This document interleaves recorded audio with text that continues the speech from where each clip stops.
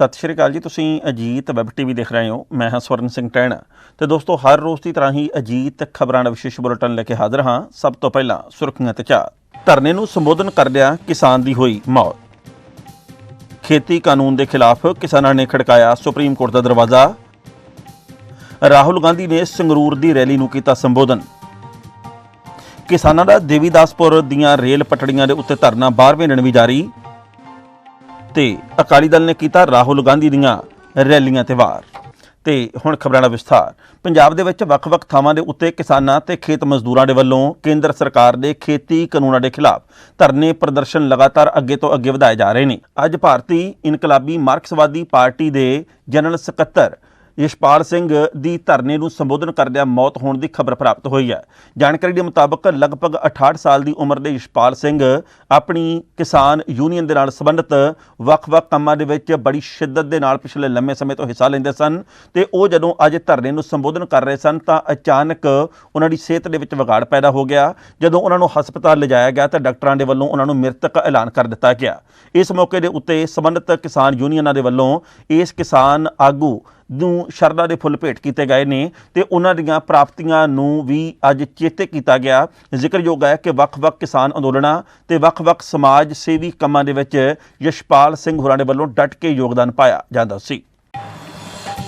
कांग्रेस के साबका प्रधान राहुल गांधी अज दूजे दिन भी पंजाब के दौरे के उत्ते ने ते उन्हां दे वल्लों अज संगरूर दे विच जाके रैली नूं संबोधन किया गया।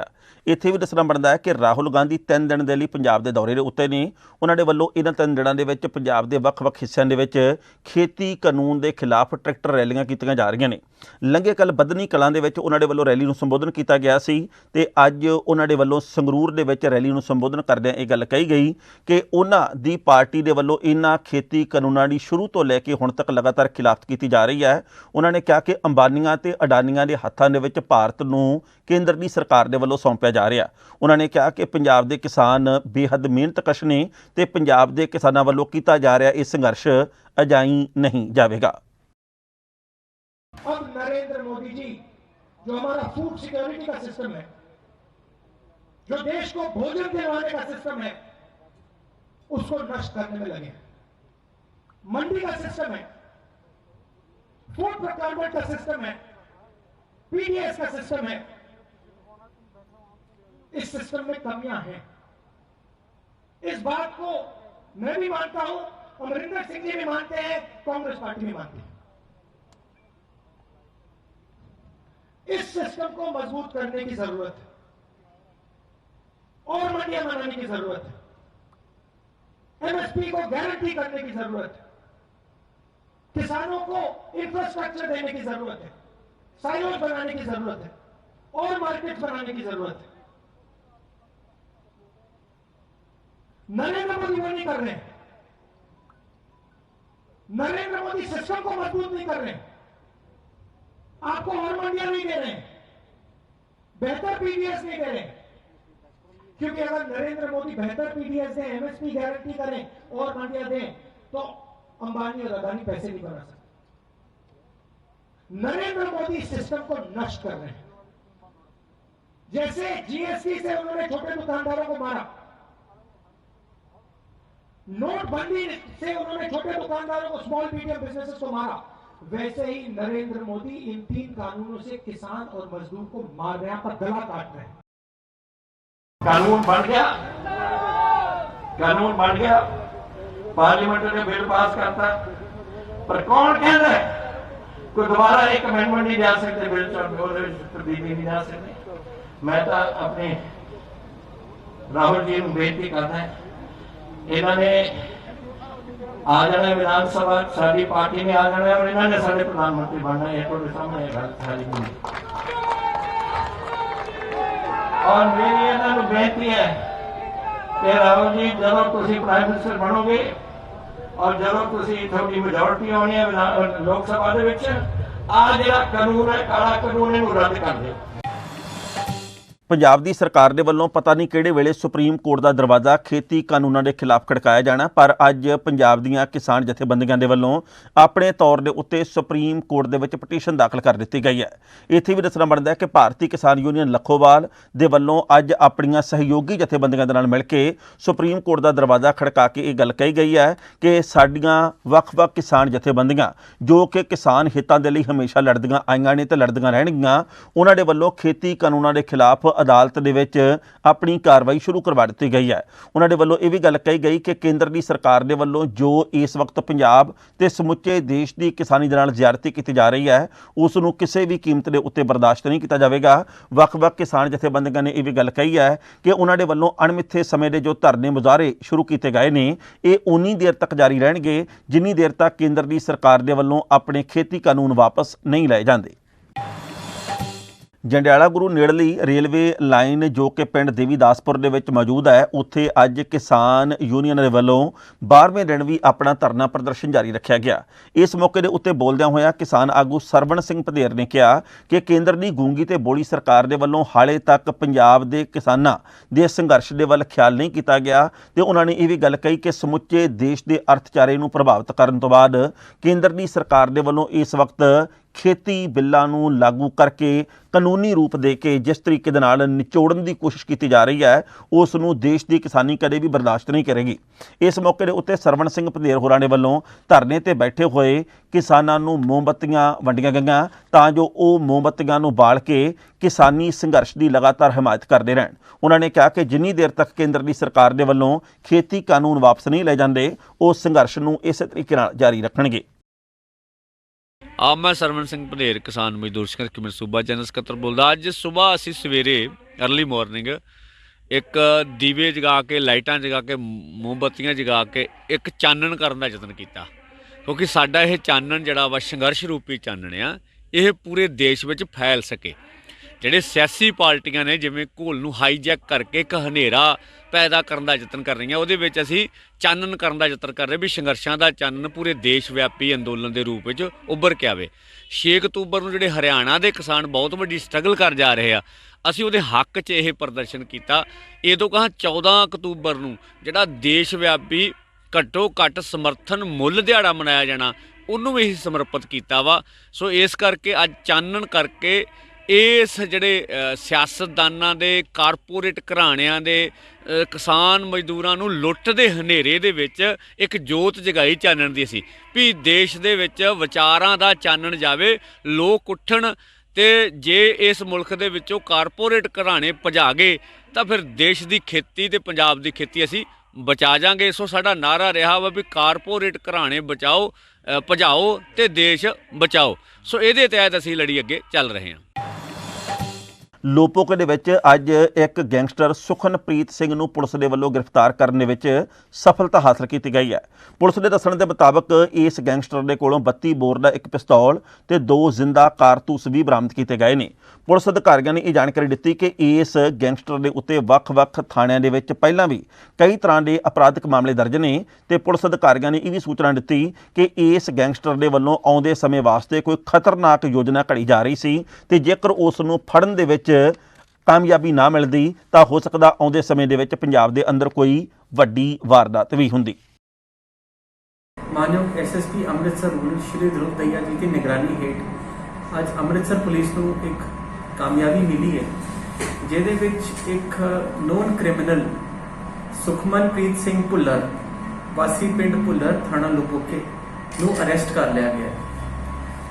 ਖੁਫੀਆ ਇਨਫੋਰਮੇਸ਼ਨ ਦੇ ਤੌਰ ਤੇ ਉਹਨੂੰ ਅਰੈਸਟ ਕੀਤਾ ਗਿਆ ਤੇ ਉਹਦੇ ਕੋਲੋਂ ਇੱਕ 32 ਬੋਰ ਦੀ ਦੇਸੀ ਪਿਸਟਲ ਅਤੇ ਉਸ ਦੇ ਨਾਲ 2 ਜ਼ਿੰਦਾ ਰੌਂਦ ਉਹ ਵੀ ਰਿਕਵਰ ਹੋਏ ਹੈ।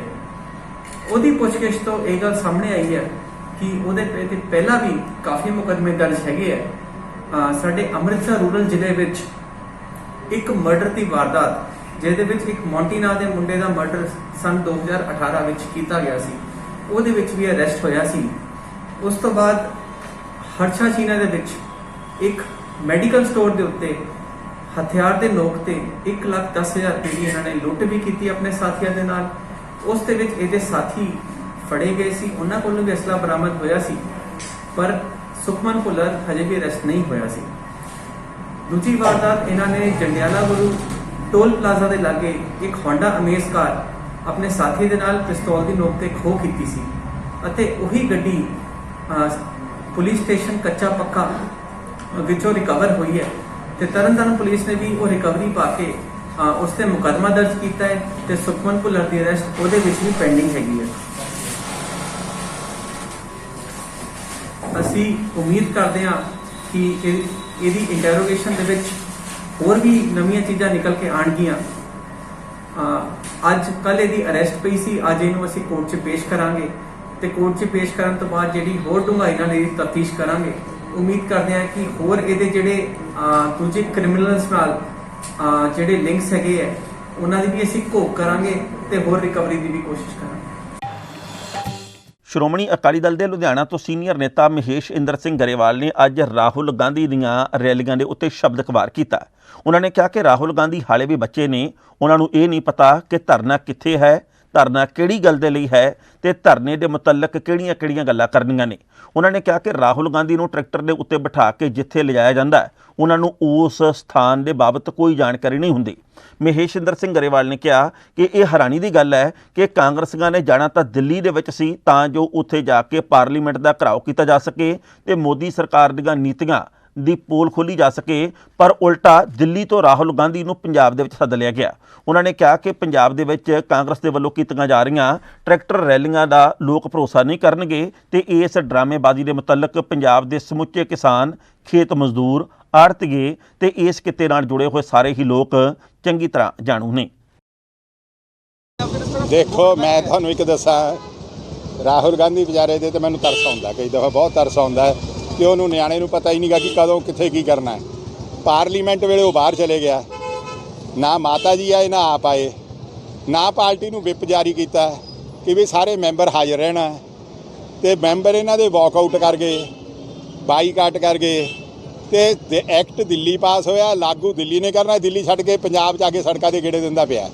ਤੇ ਉਸ ਕਰਕੇ ਦੇਖ ਲਿਆ ਤੁਸੀਂ ਲੋਕਾਂ ਦਾ ਰਿਸਪੌਂਸ ਵੀ ਕਿ ਕਾਂਗਰਸ ਦਾ ਸਾਬਕਾ ਪ੍ਰਧਾਨ ਹੋਵੇ, ਰਾਹੁਲ ਗਾਂਧੀ ਹੋਵੇ, ਗਾਂਧੀ ਪਰਿਵਾਰ ਦਾ ਹੋਵੇ, ਪੰਜਾਬ 'ਚ ਕਾਂਗਰਸ ਦੀ ਸਰਕਾਰ ਹੋਵੇ, ਕਿੰਨੀ ਕੁ ਰਿਸੈਪਸ਼ਨ ਮਿਲੀ ਆ ਉਹਨਾਂ ਨੂੰ ਜੀ। ਮੈਂ ਜੋ ਮੋਗੇ ਵਾਲਾ ਟੈਲੀਵਿਜ਼ਨ 'ਤੇ ਦੇਖਿਆ, ਮੇਰੇ ਕੋਲ ਰਿਪੋਰਟ ਕਲੀਅਰ ਹੈ, ਟਰੈਕਟਰਾਂ ਦੇ ਬੰਦੇ ਬੈਠੇ ਇਹਨਾਂ ਦੀ ਸਪੀਚ ਸੁਣ ਰਹੇ ਨੇ।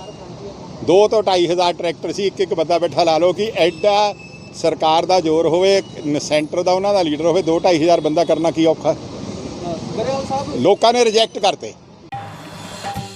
ਹੁਸ਼ਿਆਰਪੁਰ ਖੇਤਰ ਦੇ ਵਿੱਚ ਲੁੱਟ ਖੋਹ ਦੀਆਂ ਵਾਰਦਾਤਾਂ ਲਗਾਤਾਰ ਅੱਗੇ ਤੋਂ ਅੱਗੇ ਵਧ ਰਹੀਆਂ ਨੇ। ਬੇਸ਼ੱਕ ਪੁਲਿਸ ਦੇ ਵੱਲੋਂ ਇਸ ਗੱਲ ਦਾ ਦਾਅਵਾ ਕੀਤਾ ਜਾ ਰਿਹਾ ਕਿ ਉਹਨਾਂ ਦੇ ਵੱਲੋਂ ਇਹਨਾਂ ਘਟਨਾਵਾਂ ਨੂੰ ਠੱਲ ਪਾਉਣ ਦੇ ਲਈ ਦਿਨ ਰਾਤ ਇੱਕ ਕੀਤਾ ਜਾ ਰਿਹਾ, ਪਰ ਇੱਦਾਂ ਦੀ ਕੋਈ ਵੀ ਜਾਣਕਾਰੀ ਪ੍ਰਾਪਤ ਨਹੀਂ ਹੁੰਦੀ ਕਿ ਇਹ ਘਟਨਾਵਾਂ ਘਟ ਰਹੀਆਂ ਨੇ, ਸਗੋਂ ਲਗਾਤਾਰ ਇਹਨਾਂ ਦੇ ਵਿੱਚ ਇਜ਼ਾਫਾ ਹੁੰਦਾ ਨਜ਼ਰ ਆ ਰਿਹਾ। ਪਿਛਲੇ ਦਿਨੀ ਗਿਲਜੀਆਂ ਖੇਤਰ ਦੇ ਵਿੱਚ ਵੀ ਇਸੇ ਤਰੀਕੇ ਦੀ ਇੱਕ ਲੁੱਟ ਖੋਹ ਦੀ ਵਾਰਦਾਤ ਵਾਪਰੀ, ਜਿਸ ਦੇ ਬਾਬਤ ਹਾਲੇ ਤੱਕ ਚਰਚਾ ਹੋ ਰਹੀ ਹੈ। ਪਰ ਤਾਜ਼ਾ ਜਾਣਕਾਰੀ ਦੇ ਮੁਤਾਬਕ ਹੁਸ਼ਿਆਰਪੁਰ ਦੇ ਕਸਬਾ ਖੁੱਡਾ ਦੇ ਵਿੱਚ ਪੰਜਾਬ ਨੈਸ਼ਨਲ ਬੈਂਕ ਦੀ ਬ੍ਰਾਂਚ ਦੇ ਵਿੱਚ 5 ਜਣਿਆਂ ਦੇ ਵੱਲੋਂ ਜਾ ਕੇ ਉੱਥੇ 5 ਲੋਕਰਾਂ ਨੂੰ ਤੋੜ ਕੇ ਫਰਾਰ ਹੋਣ ਦੇ ਵਿੱਚ ਸਫਲਤਾ ਹਾਸਲ ਕਰ ਲਈ ਗਈ ਹੈ। ਜਾਣਕਾਰੀ ਦੇ ਮੁਤਾਬਕ ਕਟਰ ਦੇ ਨਾਲ ਪਹਿਲਾਂ ਕੰਧ ਨੂੰ ਕੱਟਿਆ ਗਿਆ ਤੇ ਉਸ ਤੋਂ ਬਾਅਦ ਇਹ ਲੁਟੇਰੇ ਜੋ ਰਾਤ ਦੇ ਵੇਲੇ ਆਏ ਸਨ ਉਹਨਾਂ ਦੇ ਵੱਲੋਂ 5 ਲੋਕਰ ਭੰਨ ਲਏ ਗਏ ਤੇ ਵਿਚਲਾ ਸਾਰਾ ਸਮਾਨ ਉਹ ਆਪਣੇ ਨਾਲ ਲੈ ਗਏ। ਪੁਲਿਸ ਦੇ ਵੱਲੋਂ ਹੁਣ ਇਸ ਮਾਮਲੇ ਦੀ ਪੜਤਾਲ ਕੀਤੀ ਜਾ ਰਹੀ ਹੈ, ਕਿਉਂਕਿ CCTV ਕੈਮਰੇ ਦੀ ਫੁਟੇਜ ਦੇ ਆਧਾਰ ਦੇ ਉੱਤੇ ਪੁਲਿਸ ਅਗਲੀ ਕਾਰਵਾਈ ਕਰ ਸਕਦੀ ਹੈ। ਖੁੱਡੇ ਵਾਲੀ ਬ੍ਰਾਂਚ ਹੈ, ਸੜਕ ਦੇ ਮੇਨ ਹਾਈਵੇ ਦੇ ਉੱਪਰ। ਇਹਦੇ ਵਿੱਚ ਪਾੜ ਲਾ ਕੇ ਰਾਤ ਛੋਟੀ ਪਾੜ ਲਾ ਕੇ ਅੰਦਰ ਚੋਰ ਦਾਖਲ ਹੋਏ ਆ ਤੇ ਉਹਨਾਂ ਨੇ ਸਟਰੋਂਗ ਰੂਮ 'ਚ ਜਾ ਕੇ 5 ਲੋਕਰ ਜਿਹੜੇ ਹੈਗੇ ਉਹ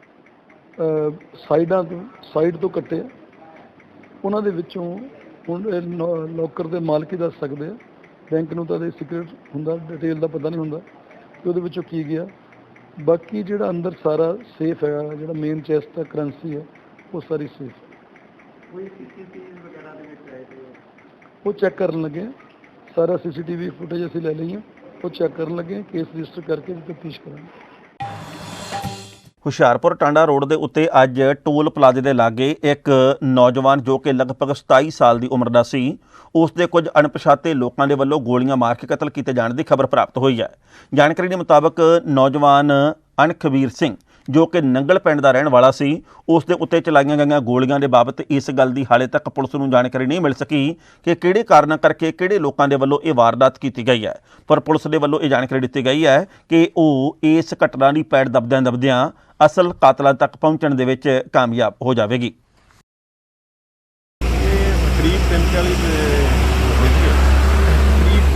3:40 ਵਜੇ ਦੀ ਗੱਲ ਹੈ ਤੇ ਇਹ ਲੜਕਾ ਇੱਕ ਸਕਾਰਪੀਓ ਗੱਡੀ, ਕਾਲੀ ਸਕਾਰਪੀਓ ਤੇ ਜਾ ਰਿਹਾ ਸੀਗਾ ਜੀ, PB08DC 7861 ਉਹਦਾ ਨੰਬਰ ਆ ਜੀ। ਇਹ ਅਣਖਬੀਰ ਸਿੰਘ ਪੀਏ ਸਣਖੀ ਮਾਲਪੁਰ ਦਾ ਰਹਿਣ ਵਾਲਾ ਹੈ ਤੇ ਨਸ਼ਾ ਛਡਾਊ ਕੇਂਦਰ ਇਹ ਚਲਾ ਰਿਹਾ ਹੈ ਮਿਆਣੀ ਦੇ ਉੱਤੇ ਜੀ। ਇੱਥੋਂ ਇਹਨੂੰ ਅਣਪਛਾਤੇ ਬੰਦਿਆਂ ਨੇ 5-7 ਗੋਲੀਆਂ ਮਾਰੀਆਂ ਤੇ ਮੌਕੇ ਤੇ ਇਹਦੀ ਡੈਥ ਹੋ ਗਈ। ਜਿਹੜੀ ਸ਼ੁਰੂਆਤੀ ਜਾਂਚ ਵਿੱਚ ਕੀ ਪਤਾ ਲੱਗਾ ਵੀ ਇਹ ਕਿੱਧਰੋਂ ਆ ਰਿਹਾ ਸੀ ਜਾਂ ਕੋਈ ਪੁਰਾਣੀ? ਸ਼ੁਰੂਆਤੀ ਜਾਂਚ ਇਹ ਪਤਾ ਲੱਗਿਆ ਵੀ ਇਹ ਉਧਰੋਂ ਮੈਣੀ ਸਾਈਡ ਤੋਂ ਆਇਆ ਹੈ, ਟੋਲ ਪਲਾਜ਼ੇ ਕੋਲ ਰੁਕ ਕੇ ਵਾਪਸ ਆ ਜਾਂਦਾ, ਵਾਪਸ ਆ ਕੇ ਤੇ ਇਹਨੂੰ ਇੱਥੇ ਰੋਕ ਕੇ ਇਹਦੇ ਗੋਲੀਆਂ ਮਾਰੀਆਂ। ਸਰ ਕਿੰਨੇ ਫਾਇਰ ਹੋਏ? ਗੋਲਾਂ ਤੋਂ ਲੱਗ ਰਿਹਾ ਹੈ 5 ਫਾਇਰ ਹੋਏ, ਬਾਕੀ ਤਾਂ ਇਹਦੀ ਬੋਡੀ ਦਾ ਜਾਂਚ ਕਰਨ ਤੋਂ ਬਾਅਦ ਪਤਾ ਲੱਗੇਗਾ ਕਿੰਨੀ ਗੋਲੀ ਲੱਗੀ। ਕੋਈ ਪੁਰਾਣੀ ਰੰਜਿਸ਼? ਹਾਂਜੀ ਇਹ ਤਾਂ ਚੱਲ ਰਿਹਾ ਜੀ, ਤਫਤੀਸ਼ ਚੱਲ ਰਹੀ। ਬੋਡੀ ਮਤਲਬ ਮੌਕੇ ਤੇ ਹੀ ਡੈਡ ਹੋ ਗਏ? ਪੋਸਟਮਾਰਟਮ ਲਈ ਭੇਜੀ ਆ ਸਿਵਲ ਹਸਪੀਟਲ ਹੁਸ਼ਿਆਰਪੁਰ। ਸਪੌਟ ਤੇ ਹੀ ਡੈਡ ਹੋ ਗਏ? ਇਹ ਸਪੌਟ ਤੇ ਡੈਡ ਹੋ ਗਏ। ਅੱਜ ਦਿੱਲੀ ਦੇ ਮੁੱਖ ਮੰਤਰੀ ਅਰਵਿੰਦ ਕੇਜਰੀਵਾਲ ਨੇ ਕਿਹਾ ਕਿ ਇਸ ਵਕਤ ਦੇਸ਼ ਭਰ ਦੇ ਵੱਖ-ਵੱਖ ਸੂਬਿਆਂ ਦੇ ਵਿੱਚ ਝੋਨੇ ਦੀ ਪਰਾਲੀ ਨੂੰ ਅੱਗ ਲਾਉਣ ਦਾ ਸਿਲਸਿਲਾ ਸ਼ੁਰੂ ਹੋ ਚੁੱਕਿਆ, ਪਰ ਉਹਨਾਂ ਦੀ ਸਰਕਾਰ ਦੇ ਵੱਲੋਂ ਦਿੱਲੀ ਦੇ ਕਿਸਾਨਾਂ ਨੂੰ ਇਸ ਵਕਤ ਪਰਾਲੀ ਨਾ ਸਾੜਨੀ ਪਵੇ, ਇਹਦੇ ਲਈ ਬਾਇਓ ਡੀਕੰਪੋਜ਼ਰ ਘੋਲ ਦੀ ਛਿੜਕਾਅ ਦੀ ਗੱਲ ਸੋਚੀ ਗਈ ਹੈ। ਉਹਨਾਂ ਨੇ ਕਿਹਾ ਕਿ ਸਾਡੇ ਵੱਲੋਂ ਵਿਉਂਤਬੰਦੀ ਕੀਤੀ ਗਈ ਹੈ ਕਿ ਡੀਕੰਪੋਜ਼ਰ ਘੋਲ ਹੈ ਜੋ ਉਹ ਕਿਸਾਨਾਂ ਦੇ ਖੇਤਾਂ ਦੇ ਵਿੱਚ ਛਿੜਕਿਆ ਜਾਵੇਗਾ ਤਾਂ ਜੋ ਪਰਾਲੀ ਉਹਨਾਂ ਦੇ ਖੇਤਾਂ ਦੇ ਵਿੱਚ ਹੀ ਗਲ ਜਾਵੇ ਤੇ ਉਹਨਾਂ ਨੂੰ ਪਰਾਲੀ ਨੂੰ ਅੱਗ ਨਾ ਲਾਉਣੀ ਪਵੇ। ਇਸ ਤੋਂ ਇਲਾਵਾ ਐਂਟੀ ਸਮੋਕ ਗੰਨਾਂ ਦੀ ਵੀ ਵਰਤੋਂ ਕੀਤੀ ਜਾਵੇਗੀ। ਅਰਵਿੰਦ ਕੇਜਰੀਵਾਲ ਨੇ ਕਿਹਾ ਕਿ ਦਿੱਲੀ ਨੂੰ ਪ੍ਰਦੂਸ਼ਣ ਮੁਕਤ ਕਰਨ ਦੇ ਲਈ ਪਹਿਲਾਂ ਵੀ ਬਹੁਤ ਸਾਰੇ ਉਦਮ ਕੀਤੇ ਗਏ ਨੇ ਤੇ ਐਤਕੀ ਵੀ ਲਗਾਤਾਰ ਕੀਤੇ ਜਾ ਰਹੇ ਨੇ। आज से हम प्रदूषण के खिलाफ युद्ध छेड़ रहे हैं। आज से एक कैंपेन चालू कर रहे हैं, युद्ध प्रदूषण के विरुद्ध। इसमें आप सब लोगों का सहयोग चाहिए। जैसे पिछले 5 साल में आप लोगों का सहयोग मिला, आप लोगों के सहयोग से, आप लोगों के पार्टिसिपेशन से हम लोगों ने प्रदूषण को कम किया। अब आने वाले समय में भी अगले 3-4 महीने में हम प्रदूषण के खिलाफ, प्रदूषण के विरुद्ध युद्ध छेड़ेंगे। हर साल पराली की समस्या से हम लोग जूझते हैं। सब लोगों ने बहुत कोशिश की, जो आसपास की राज्य सरकारें हैं वो भी बहुत कोशिश कर रही हैं, केंद्र सरकार भी बहुत कोशिश कर रही है। लेकिन इस साल हमारा पूसा रिसर्च इंस्टीट्यूट है ना, जो खेती के ऊपर रिसर्च करता है, बहुत बड़ा इंस्टीट्यूट है, बहुत नामी इंस्टीट्यूट है, बहुत अच्छा इंस्टीट्यूट है। उन्होंने इसका एक बड़ा सस्ता और सरल उपाय ढूंढा है। उन्होंने एक घोल बनाया है। उस घोल को अगर आप छिड़काव कर दें अपनी पराली के ऊपर तो पराली का डंठल जो है वो गल जाता है और वो खाद में बन जाती है।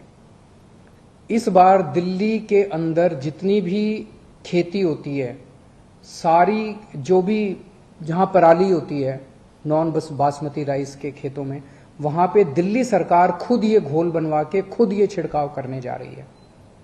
अगर दिल्ली में ये सफल हो जाता है इस बार, तो शायद अगले साल से हमें पराली फिर हम आसपास की सरकारों को भी कह सकते हैं भाई हमने किया आप भी करो, तो वो भी कर सकते हैं।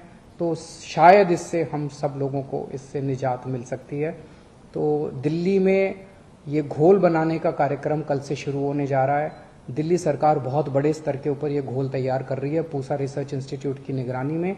कल मैं ये देखने के लिए भी जाऊंगा वहां पे जब घोल बनना शुरू होगा। ਲੁਧਿਆਣਾ ਦੇ ਇੱਕ ਨਿੱਜੀ ਹਸਪਤਾਲ ਦੇ ਵਿੱਚ ਅੱਜ ਗੁਰੂ ਨਾਨਕ ਮੋਦੀ ਖਾਨੇ ਦੀ ਸ਼ੁਰੂਆਤ ਹੋਈ ਹੈ। ਇੱਥੇ ਵੀ ਦੱਸਣਾ ਬਣਦਾ ਹੈ ਕਿ ਇਸ ਤੋਂ ਪਹਿਲਾਂ ਵੀ ਪੰਜਾਬ ਦੇ ਵੱਖ-ਵੱਖ ਹਿੱਸਿਆਂ ਦੇ ਵਿੱਚ ਗੁਰੂ ਨਾਨਕ ਮੋਦੀ ਖਾਨਿਆਂ ਦੀ ਸ਼ੁਰੂਆਤ ਕੀਤੀ ਗਈ। ਕੁਝ ਕਥਾਵਾਂ ਦੇ ਉੱਤੇ ਇਹ ਚੱਲ ਰਹੇ ਨੇ ਤੇ ਕੁਝ ਕਥਾਵਾਂ ਦੇ ਉੱਤੇ ਕਈ ਕਾਰਨਾਂ ਦੇ ਕਰਕੇ ਬੰਦ ਹੋ ਚੁੱਕੇ ਨੇ। ਪਰ ਅੱਜ ਲੁਧਿਆਣੇ ਦੇ ਨਿੱਜੀ ਹਸਪਤਾਲ ਦੇ ਵਿੱਚ ਜੋ ਗੁਰੂ ਨਾਨਕ ਮੋਦੀ ਖਾਨੇ ਦੀ ਸ਼ੁਰੂਆਤ ਕੀਤੀ ਗਈ, ਇਸ ਦਾ ਉਦਘਾਟਨ ਅਕਾਲ ਤਖਤ ਸਾਹਿਬ ਦੇ ਕਾਰਜਕਾਰੀ ਜਥੇਦਾਰ ਗਿਆਨੀ ਹਰਪ੍ਰੀਤ ਸਿੰਘ ਹੋਰਾਂ ਦੇ ਵੱਲੋਂ ਕੀਤਾ ਗਿਆ। ਉਹਨਾਂ ਨੇ ਕਿਹਾ ਕਿ ਦੁੱਖ ਦੀ ਗੱਲ ਇਹ ਹੈ ਕਿ ਜੋ ਕੰਮ ਸਰਕਾਰਾਂ ਨੂੰ ਕਰਨੇ ਚਾਹੀਦੇ ਨੇ ਉਹ ਨਹੀਂ ਕੀਤੇ ਜਾਂਦੇ, ਪਰ ਤਸੱਲੀ ਦੀ ਗੱਲ ਇਹ ਹੈ ਕਿ ਸਮਾਜ ਸੇਵੀ ਲੋਕਾਂ ਦੇ ਵੱਲੋਂ ਆਮ ਲੋਕਾਂ ਦੀ ਪੀੜ ਨੂੰ ਮਹਿਸੂਸ ਕਰਦਿਆਂ ਇਹ ਉਦਮ ਕੀਤੇ ਜਾ ਰਹੇ ਨੇ। ਉਹਨਾਂ ਨੇ ਕਿਹਾ ਕਿ ਜੋ ਖੇਤੀ ਕਾਨੂੰਨ ਇਸ ਵਕਤ ਲਾਗੂ ਕੀਤੇ ਗਏ ਨੇ ਇਹ ਬਿਲਕੁਲ ਧੱਕੇਸ਼ਾਹੀ ਹੈ ਤੇ ਇਸ ਧੱਕੇਸ਼ਾਹੀ ਨੂੰ ਬਰਦਾਸ਼ਤ ਨਹੀਂ ਕੀਤਾ ਜਾ ਸਕਦਾ। एक विद्या ते दूसरी सेहत सेवा, ये परोपकारी भावना नूं मुख रख के दित्तियां जांदियां सी। जिहड़ा विद्या पढ़ाउंदा सी भारत दे अंदर, वो भी इस मकसद दे नाल विद्या पढ़ाउंदा सी कि मैं मनुखता दी सेवा कर रहा। ते जिहड़ा दवाइयां बूटियां दिंदा सी, मरीज़ां दा इलाज करदा सी, वैद सी, हकीम सी, आचार्य सी, वो भी इस भावना दे नाल इलाज करदा सी, दवाइयां दिंदा सी कि मैं परोपकार करना है, मनुखता दी सेवा करनी है, और सेवा की जाती सी।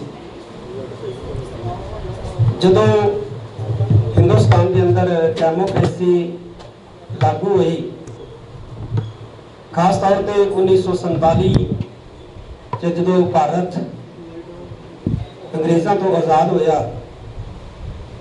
तो उस वक्त ये दोवें सभावां मनुखता नूं देण दी जिहड़ी जिम्मेवारी है वो सरकारां ने चुक लई। सरकारां ने ये कहा, चाहे वो सूबा सरकारां सी, चाहे वो भारत सरकार सी, उन्होंने लोगों नाल वादे कीते कि ये जिहड़ियां परोपकारी सेवावां ने, मनुखता की सेवा करने वाले जिहड़े ये कारज ने, ये कोई होर करे ना करे लेकिन सरकार जरूर करोगी। सरकार ने स्कूल खोले, सरकार ने हस्पताल खोले, पर समा जिवें जिवें बीतता गया, इन्हां दोनों सेवावां तो सरकारां ने हथ खड़े कर लए ते ये दोवें सेवावां जिहड़ियां सी सरकार ने कारपोरेट जगत के हवाले कर दित्तियां। जदों ये दोवें सेवावां कारपोरेट जगत के हवाले हो गईयां, उस तो बाद ये दोवें सेवावां जिहड़ियां किसी समय मनुखता की सेवा वजों जानियां जांदियां सी, ये बहुत वड्डा बिजनेस बन गया। मुनाफाखोरी जिहड़ी है बहुत ज़्यादा वध गई। ये नहीं है कि इहदे लई सरकारां ही जिम्मेवार है। सरकारां ने जिहड़े नियुक्त कीते अधिकारी कर्मचारी ये सेवावां देण लई, उन्होंने भी अपना फर्ज जिहड़ा है वो सही ढंग दे नाल निभाया नहीं है। साडियां एजुकेशन संस्थावां जिहड़ियां सरकार वालों चलाईयां जांदियां सी, जां सरकारी हस्पताल जिहड़े सरकार वालों चलदे सी, वो बीमार हो गए, खुद रोगी हो गए, ते सरकार ने फिर उन्होंने कारपोरेट जगत के हवाले कर दिता तंदुरुस्त करने वास्ते। अज असीं देखते हैं ये दोवें सेवावां जिहड़ियां ये कारपोरेट जगत जिहड़ा है वो लोगों को दे रहा है, और ये नाल की हो रहा है, ये नाल ये दोवें सेवावां जिहड़ियां आम लोगों की पहुँच तो दूर हो गई ने, महंगियां होने कारण, एजुकेशन भी महंगी होने कारण आम लोगों तो दूर हो गई है, तो मैडिकल सेवावां भी जिहड़ियां वो महंगियां होने कारण आम जन सधारण तो दूर हो गई। इहो जिहे उपराले जिहड़ा अज SCS हस्पताल वालों कीता गया, आप सारियां संगतां दे सहयोग दे नाल कि बहुत ही वाजिब रेटां दे उत्ते ये दवाइयां जिहड़ियां ये मुहैया करवाइयां जान आम जन सधारण लोगों को, ये बहुत वड्डा काज है। मैं समझदा एक बारी फिर लोग जिहड़े ने मनुखता के प्रेमी, मानवता के प्रेमी, वो अगे आए ने, जिहड़े किसी वक्त हुंदे सी हिंदुस्तान दे विच कि असीं ये सेवावां जिहड़ियां दे के लोगों की सेवा करनी है, पर यह भी एक बहुत वड्डी सेवा है। किसी को फ्री पढ़ाना ये बहुत वड्डी सेवा है, किसी को चंगी तो चंगी एजुकेशन देने में अपना योगदान पा देना ये बहुत वड्डी सेवा है।